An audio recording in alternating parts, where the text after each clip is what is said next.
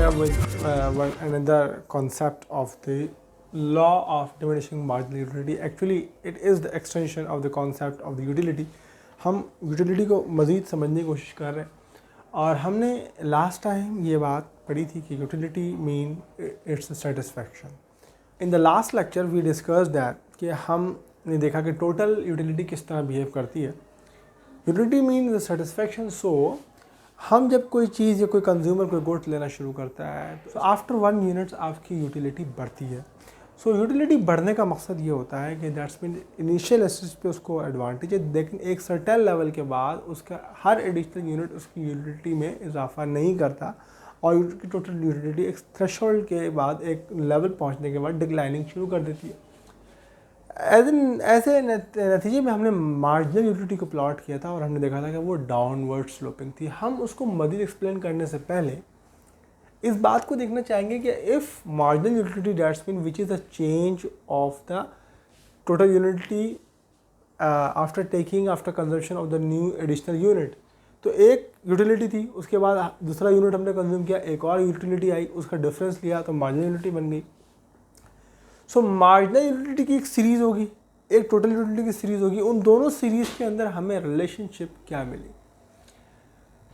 अगर हमारी marginal utility positive behave कर रही है, उसका आंसर पॉजिटिव आ रहा है, दैट्स मीन कि हमारी total utility continuously increasing condition पे है.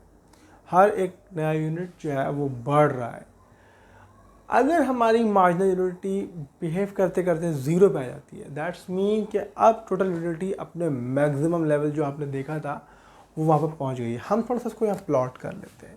हमने देखा था कि टोटल यूटिलिटी का जो ग्राफ होता है वो लुक लाइक दिस होता है, कि इसको हम कह सकते हैं कि टोटल यूटिलिटी जो हमें यहाँ पर हमारे पास एक गुड है और उसके हम यूनिट्स जो हैं वो लिए जा रहे हैं.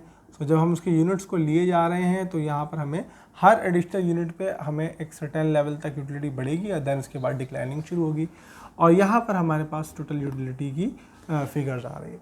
सो जब तक आपकी मार्जिनल यूटिलिटी पॉजिटिव बिहेव कर रही है, सो दैट्स मीन कि उसकी टोटल यूटिलिटी का ग्राफ बढ़ रहा है.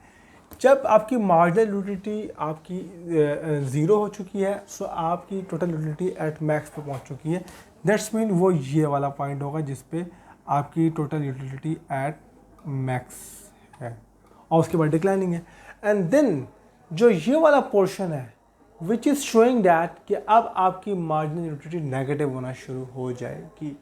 देन वी अंडरस्टैंड दैट कि इस तमाम रिलेशनशिप को अंडरस्टैंड करने के बाद law of diminishing marginal utility क्या कहता है, जो हमने बताया था कि मार्जिनल यूटिलिटी का स्लोप डाउनवर्ड होने की वजह क्या है.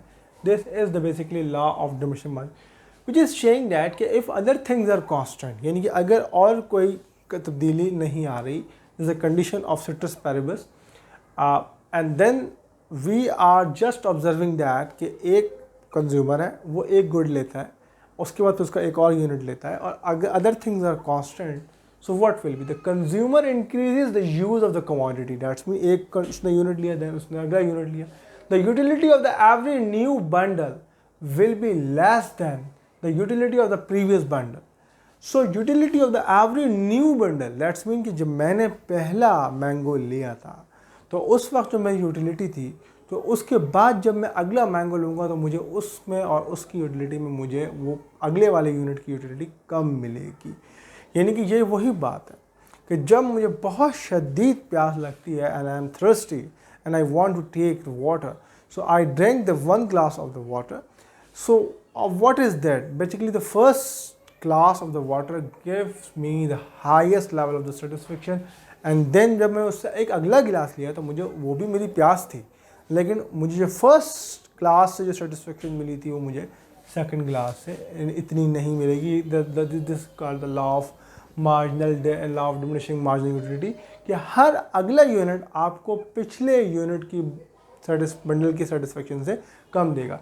दैट्स वाई कि ये जो इसका जो इंक्रीजिंग ट्रेंड है वो आपको एक इंक्रीजिंग रेट इंक्रीजिंग ट्रेंड के बाद आपको डिक्रीजिंग शुरू करेगा. And then what will be happening here कि जब आपका जो डिफरेंस है वो पहले यूनिट का उससे नीचे तभी वो आपको डाउनवर्ड स्लोप करना शुरू कर देगा। और एक वक्त अगर आपने मैंगो का एक यूनिट लिया तो आपको लेट सपोज उससे 5 मिली। जब आप मैंगो का दूसरा यूनिट ले रहे थे तो आपको 5 + 5 10 मिलनी चाहिए थी, अगर आपको उतनी ही सेटिस्फेक्शन मिल रही थी अगले यूनिट से।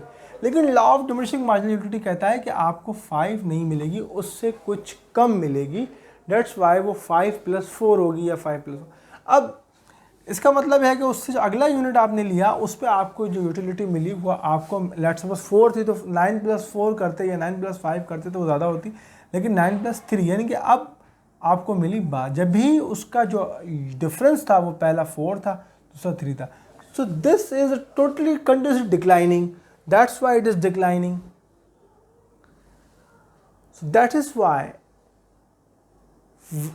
usage of the commodity 1, the first unit, is the 5 utility. Usage of the same commodity, second unit, the next bundle will give the less utility. That is showing the law of diminishing marginal utility. That is why the curve is declining. और जहां पर ये अपने axis पे टकराता है तो उस वक्त आपकी मार्जिनल यूटिलिटी ज़ीरो हो जाती है। और ज़ीरो का मकसद क्या है कि उस वक्त आपकी जो यूटिलिटी है वो एट मैक्स पे खड़ी है। सेकंड थिंग, इससे जो पहले का एरिया है अगर हम उसको यहाँ ऑब्जर्व करें, ये जो एरिया है this is the area, and this area is showing that this one is totally, although it is continuously declining, but it is in the positive quadrant. ये पॉजिटिव है।